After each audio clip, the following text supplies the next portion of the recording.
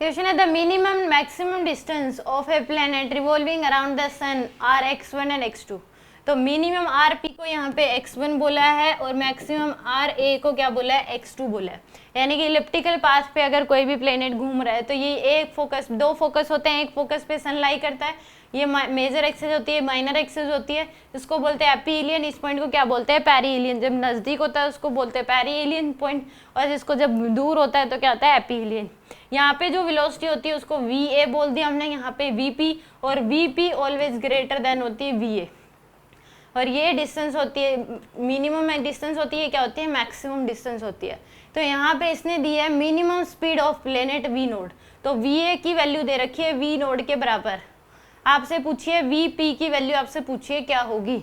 तो हमें पता है कि सन के अबाउट जो मोमेंटम है वो क्या रहता है, कंजर्व्ड रहता है।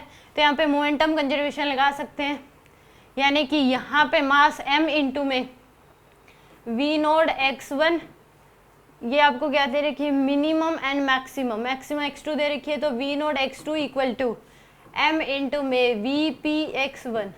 तो m से m तो कैंसिल हो जाएगा, तो वी नोड x2 बाय में x1 इक्वल टू क्या आ जाएगा, वी पी की वैल्यू आ जाएगी, मैक्सिमम डिस्टेंस आ जाएगी, मैक्सिमम स्पीड आ जाएगी यहाँ पे वी नोड x2 बाय में x1, V node x2 by x1। C option क्या होगा इस केस में, करेक्ट होगा। यहाँ पे स्पीड ज्यादा होती है, यहाँ स्पीड कम होती है। कम स्पीड आपको दे रखी थी V node, minimum distance x2 थी, मैक्सिमम जो मिनिमम डिस्टेंस x1, मैक्सिमम थी x2।